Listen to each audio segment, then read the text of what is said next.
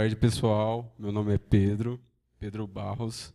Eu trabalho numa empresa que chama Programmers, lá em Matão. Atualmente, eu tenho mais ou menos 7 anos de experiência em desenvolvimento web.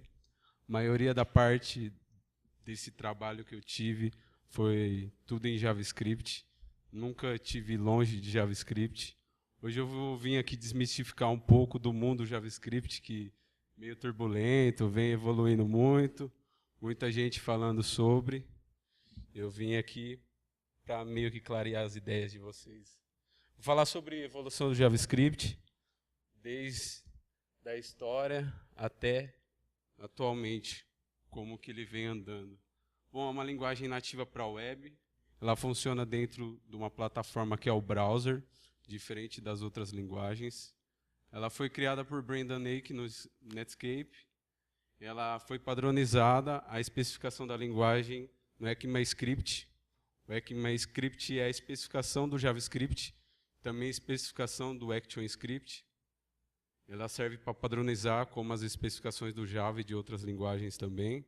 Ela permite vários paradigmas de programação, funcional, orientado a objeto, imperativo.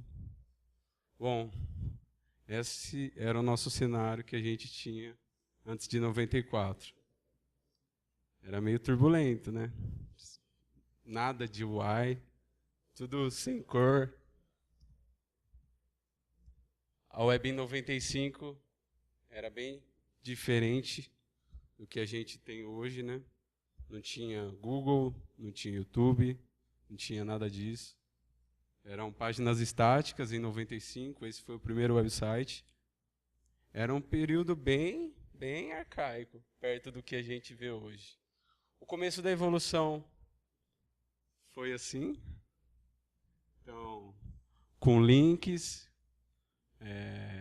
hover de links e assim por diante. JavaScript era como um patinho feio, ele não acessava banco de dados, não manipulava arquivo, então ele servia mais para validação de formulários, mudar a cor e deixar um pouco mais dinâmica a web. Como era uma linguagem que foi criada, se eu não me engano, acho que ela foi criada pelo Brendan Eich em 10 dias, e depois de um tempo, acho que 1 ano mais ou menos, eles criaram o ECMAScript, que é a especificação da linguagem. JavaScript é a linguagem, ECMAScript é o padrão, ECMAScript 6, ECMAScript 2015 são as versões. A partir do ECMAScript 6, a gente começou a chamar ECMAScript e o ano da versão, porque atualmente o JavaScript atualiza de ano em ano. Então, a versão ECMAScript 6 ela é o ECMAScript 2015.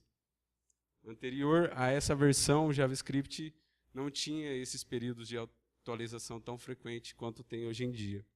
Hoje em dia, você piscou o olho, nasce uma coisa nova, uma nova forma de escrever e assim por diante. ECMA é a organização que controla esses padrões. Bom, essa organização ela tem um comitê, que é o TC39. Ele é responsável por fazer todas essas mudanças do JavaScript. Os membros dessa comissão Apple, Google e essas empresinhas pequenas, a maioria dos navegadores. Brendan Eich ainda continua na especificação, tanto do HTML quanto do JavaScript. Ele é ativo na comunidade. Se vocês quiserem, vocês podem acessar o repositório do GitHub, que tem todas essas empresas que participam, aqui é só um pouquinho delas. Foi a partir desse cara que a gente começou a colocar a ordem na casa, porque JavaScript até hoje é uma linguagem que precisa de organização e atualmente eu considero que ela já tem um ecossistema bem organizado, até invejável por outras linguagens. Bom, vou falar um pouco de DHTML. O DHTML foi uma evolução da web. A partir dele, a gente conseguiu fazer validação de formulários, deixar um pouco mais dinâmica, pop-up. Até então, a gente não tinha isso na web. Ela era, clicou no link, atualiza toda a página novamente. Então, ela era um negócio bem troca de páginas. Hoje, você tem um single page application, você nem sente a rota trocar, só quando é necessário. A página nem muda, muda só partes dela. E o DHTML não é nada mais, nada menos do que a junção dessas três tecnologias, que é o HTML, o CSS e o JavaScript.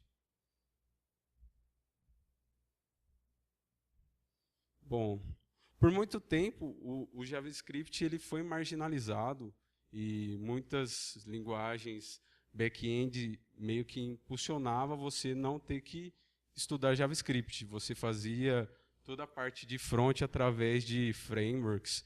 Então, isso meio que enrijeceu a comunidade e fez com que a maioria das pessoas não tivesse vontade de aprender o JavaScript.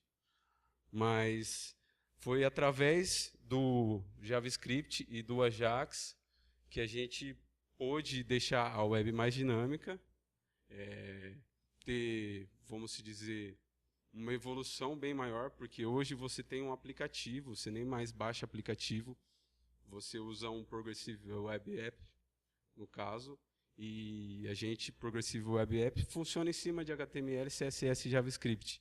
E olha como era em 1995 a situação. Hoje a gente tem uma plataforma bem mais estável. A partir do Ajax, que surgiu mais ou menos por volta de 2015, nós podemos fazer requisições assíncronas e permitindo assim que a gente mude pequenas partes da página sem ter que atualizar toda a página. Daí surgiu o JSON, tão famoso, graças a Deus. XML eu acho que é um formato bem rígido, perto de JSON. Ele é baseado em texto, no formato Data Exchange, mecanismo para encodar o texto. É similar ao XML, mas a legibilidade é bem maior para os humanos.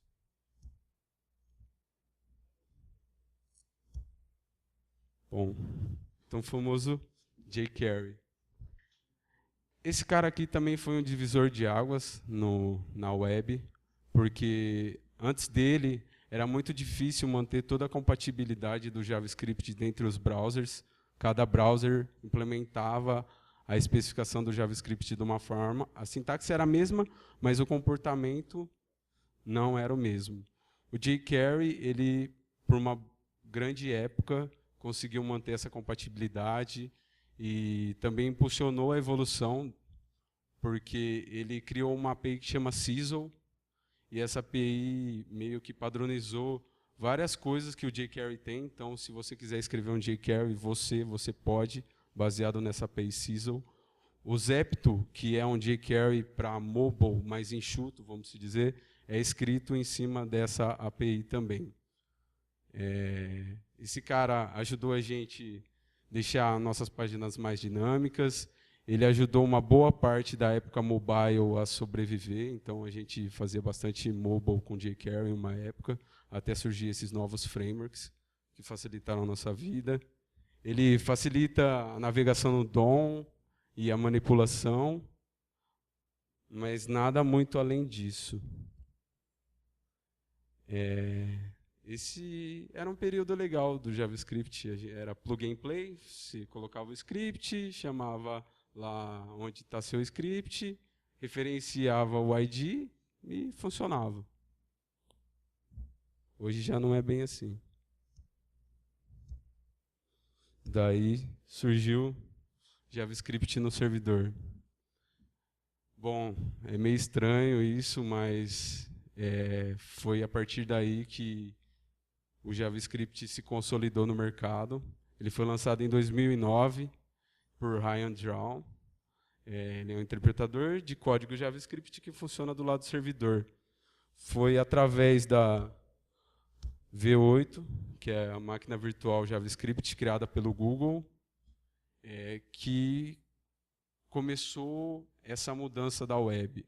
A Google é uma empresa responsável por grande parte da evolução da web, porque ela meio que criou todo um ecossistema. Por exemplo, hoje, quem que aqui desenvolve JavaScript sem um Developer Tools do Chrome? Eu já trabalhei numa época que o Developer Tools não existia, eu usava o Firebug foi bom até um tempo, mas não tem como comparar hoje ao Developer Tools. E isso foi um grande avanço. Depois disso, começou uma chuva de bibliotecas.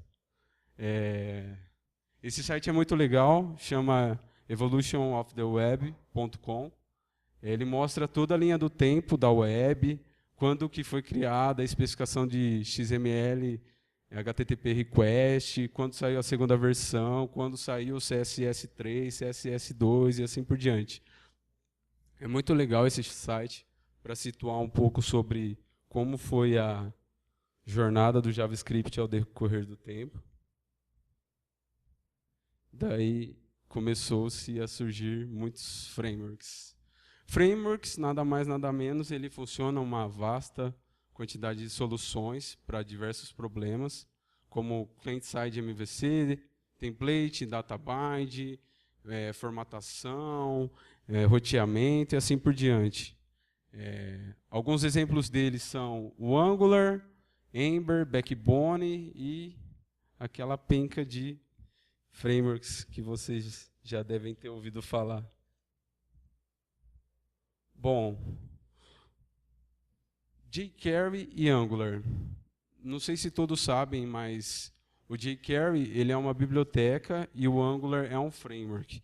Então, o jQuery ele tem um propósito mais específico do que um framework que tem uma vasta quantidade de, vamos dizer, de módulos responsáveis por outras coisas, além de uma finalidade só.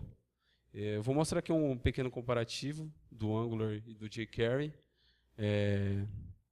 O jQuery ele podia manipular DOM, ele podia fazer várias coisas que o Angular pode fazer também, mas ele não conectava a REST APIs, ele não fazia rota, ele não fazia template, então você precisaria de outras bibliotecas para resolver essas responsabilidades.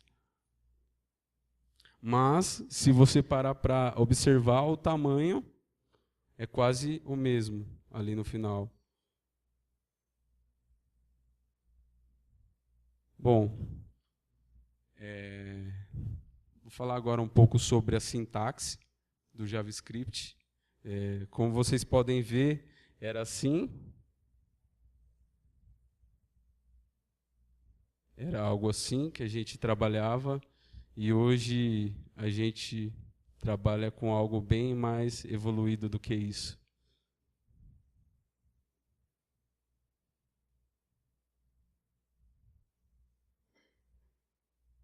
Bom, isso aqui era uma das primeiras versões de JavaScript, ES5, se eu não me engano. Não das primeiras, mas... a gente tinha var.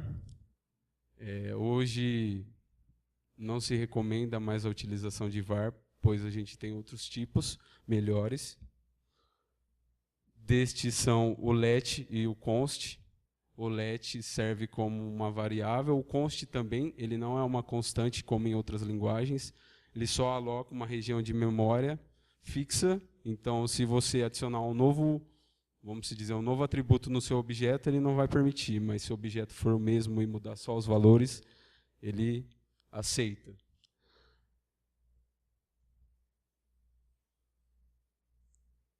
Todas essas evoluções elas foram responsáveis por deixar a sintaxe mais agradável para os desenvolvedores. Coisa que é bem caótico para desenvolvedores de outras linguagens quando ouvem falar de JavaScript.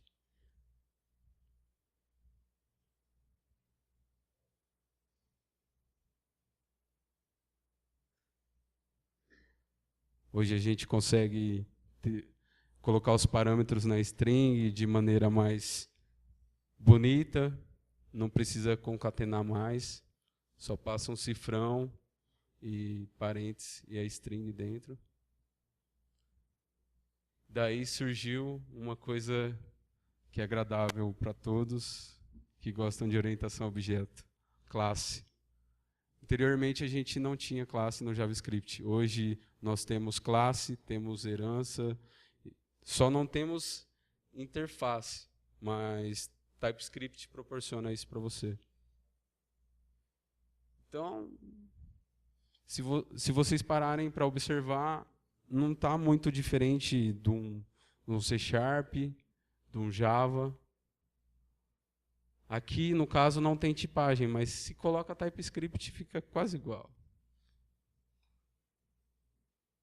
Aqui é um exemplo de utilização da classe. Então, você dá um new, como nas outras linguagens também.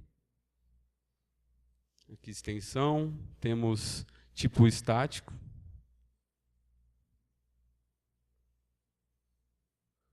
A parte de import também mudou. Antes era require, agora você utiliza de import.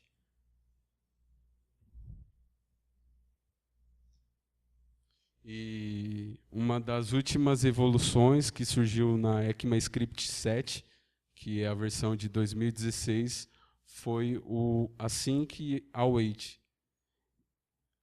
Essa empresa que eu comecei a trabalhar agora, eu não trabalhava muito com C#. E me deparei com async await no C#, achei uma solução muito legal. Depois de um tempo, surgiu ele no JavaScript. E é igualzinho. Ou seja, tudo que é bom, vale a pena copiar. Vamos ser sinceros.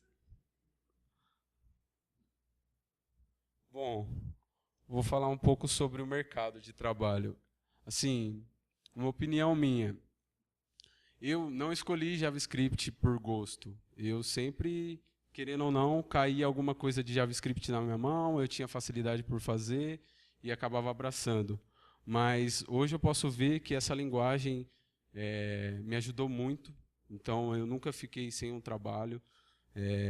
Tem vaga pra caramba de JavaScript, principalmente para pessoas que manjam, porque é um ecossistema muito grande hoje. O NPM, que é o controlador de dependências do JavaScript, ele é o maior repositório de dependências atualmente. Então, ele é maior que o Maven, ele é maior que qualquer outro, Nugget e assim por diante. E uma dica, pelo menos deem uma olhada em JavaScript, porque, querendo ou não, você não vai conseguir fugir disso. A não ser que você trabalhe só com back-end, fazendo APIs e assim por diante. Mas, querendo ou não, se você for fazer um aplicativo, qualquer outra coisa, você vai ter que mexer com JavaScript. O mercado não é total em JavaScript, como vocês podem ver. O Java é bem mais forte, o Python é bem mais forte. Mas empresas como Netflix e Uber estão trocando várias tecnologias que ele tem para adotar Node como uma solução e tem dado certo. Por exemplo, o Netflix. Netflix, o sistema deles funcionando em mobile, funcionando em TV, funcionando em computadores, todos rodam React. Todos rodam React. É uma tendência. Empresas como o GoDaddy também tem bastante coisas. O blog deles, o blog da Uber é um local muito legal de vocês darem uma olhada. Tem bastante sobre engenharia, arquitetura. Bom, falar um pouco sobre salário. Acho que atualmente o salário aqui não está mostrando aqui, mas o JavaScript é o laranja aqui. Ele está se aproximando. Ali é 70K por ano, a primeira fileira, e depois vem aumentando para cá. Tem muito mais programadores ganhando menos de 70K. Java nem tinha ali na estatística, mas conforme vai passando o tempo, a gente está vendo que o JavaScript está tomando conta. Acredito que daqui mais uns 2 anos, capaz dele ser primeiro, viu? Por que aprender JavaScript? Eu acho que ele impulsionou a evolução da web. Ele é um paradigma flexível. Então, sim, eu gosto muito de aprender novas linguagens. Curti pra caramba a palestra de Elixir. Linguagem funcional é legal. O JavaScript proporciona isso. O React me abriu a mente quanto a isso. Então, quanto a paradigma, você não vai ter dificuldade nenhuma quanto a isso. Orientação a objeto hoje a gente tem. Então, eu desenvolvi um sistema, esse último sistema que eu desenvolvi na minha empresa foi em Angular 4. Ele está totalmente orientado a objetos, ele tem uma arquitetura orientada a componente. Então, toda essa questão de arquitetura orientada a componente que vocês veem no back-end, hoje a gente tem no front-end também. É uma boa prática que está em todo lugar. E a gente não pode negar. Ele é onipresente, então hoje eu não consigo parar e pensar num lugar onde não tem JavaScript. Já vi sistema operacional, estava vendo notícias semana passada de um sistema operacional escrito em Node, chama Node.js. Mobile tem o Ionic 3, que a Loiane citou aqui. Temos React Native e temos muitas outras soluções que, na minha opinião, é muito melhor você, sei lá, estudar um React Native do que estudar Objective-C, que a linguagem é bem rígida. Eu estou muito mais familiarizado e acredito que a curva de aprendizado é muito mais fácil do JavaScript pela sua vasta gama de bibliotecas que ele proporciona. Hoje a gente tem JavaScript no back-end também, temos banco de dados escrito em JavaScript. Querendo ou não, JavaScript está em todo lugar. A gente não pode negar isso. Temos uma comunidade muito ativa, que chega até dar raiva, certo ponto. Você aprende o negócio, surge uma versão nova, um novo framework para fazer, e a mesma coisa, só escrita de outra forma. Então, uma dica que eu dou, aprenda conceitos e não ferramentas. Porque ferramentas, elas atualizam e conceitos sempre vão ser conceitos e não mudam conforme o tempo. E está em alta no mercado. Isso nós não podemos negar. Muitas empresas grandes vêm migrando sistemas para Node e JavaScript. E não são empresas pequenas, como o Facebook, é um dos maiores representantes do mundo JavaScript, com React. A Microsoft também, que era uma empresa bem fechada, hoje está aberta para esse mundo open source e é uma das maiores contribuidoras do mundo open source. Ela vem ativa no Angular 4, vem contribuindo com TypeScript. Então, Angular 4, a gente não pode negar que foi uma junção de Google e Microsoft. Então, é isso, pessoal. Eu acho que eu vim aqui meio que só para clarear como que foi a evolução do JavaScript para vocês, como que ele era anteriormente, por que ele é tão complexo hoje em dia, mas tudo que se tornou complexo faz sentido e vale muito a pena estudar isso aí, que é uma tendência e é uma puta de uma tecnologia. Eu queria agradecer aos meus amigos que votaram aqui para mim estar aqui hoje. Hoje é minha primeira apresentação numa conferência. Estou muito feliz aqui de ver o auditório cheio. Está sendo um puta de um evento. Parabéns aí todo mundo. Tá show de bola. É isso, pessoal.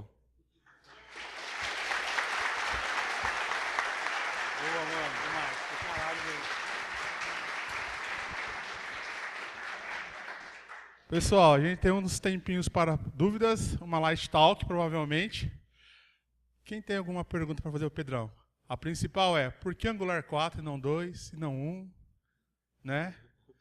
E aí, Lô? O que você acha que vai acontecer com o Angular no meio desse todo esse marasmo, vamos dizer?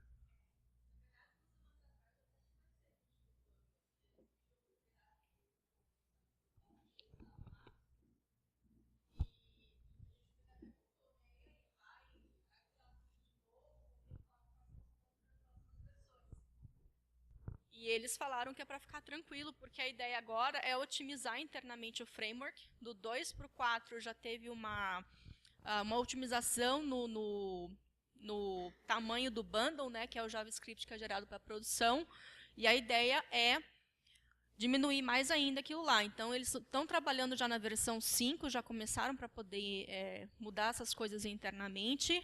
Vão fazer refactoring também internamente. Acho que foi o Biratã, eu sempre esqueço o nome dele, que falou sobre, né, a questão de refactoring, código limpo, etc. Então, eles também estão focando nisso. E uma coisa que eles falaram também, que fica até como uma dica, né, falou de paradigmas também, é a questão do paradigma reativo. Mostrei um pouquinho para vocês do RxJS ali com os observables. Então, quem for focar bastante nesse mundo, principalmente no front-end, né? O RxJS agora já tem biblioteca para React, já tem para Vue também, está sendo usado pelo Angular. O Angular usa internamente também programação reativa. Boa parte do framework já está reativo. Então, começar a utilizar o Redux com o Angular, né? Já usar também essa parte... porque o Redux ajuda você bastante também com programação reativa. Redux já tem no React, já pode ser usado no Vue também. Então, tem bastante coisa para a gente estudar e meter a cara no fim de semana aí, estudar esse monte de coisa nova para não ficar para trás também. Show. Beleza. Pessoal, e dúvidas do Pedrão aqui? Alguém tem alguma? Tipo JavaScript? Boa. Pera. O André é assim, Diógenes. Quebra a cara dele. Diógenes. Ô, Pedrão, eu queria saber se você já usou um pouco do await, se você sabe explicar ele melhor, porque tipo ele é meio o assíncrono do JavaScript, né, agora. Sim. Eu utilizei ele sim, eu fiz uma API REST utilizando ele. Ele entra como uma evolução de como trabalhar com assíncrono no JavaScript. Anteriormente, a gente trabalhava com promise, então você dava um ponto .then, e daí abria uma função lá dentro, e fazia o que você precisava quando esse recurso tivesse ok. No caso ali, você assina um método como async e coloca await, onde vai ter uma promise. Daí fica muito mais legível o seu código, entendeu? Bem parecido como é feito em, sei lá, em C# no back-end, quando você precisa de um recurso assíncrono. Por exemplo, um upload de arquivo.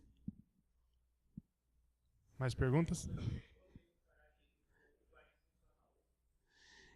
Ele não chega a ser funcional. Não chega a ser funcional. A parte funcional entra com o Reactive Extensions, que a Loiane comentou, que é para você trabalhar, em vez de promise, com observables, porque aí você tem mais controle da sua requisição assíncrona. Mas você consegue usar o try-catch e o async await com observable também. Você? Na implementação da função, você usa async e await, e na chamada fica igual? Na chamada da função tem que pôr async e await, onde vai ser o método que vai executar sincronamente. Deixa eu voltar aqui. Então, você assina o método com async e o await fica nesse modules.client, você colocaria um ponto .then, no caso ali, e abriria um promise. Assim, você fica muito mais legível, com menos callback, que é um negócio que é difícil de entender para quem vem de outras linguagens. Mais perguntas?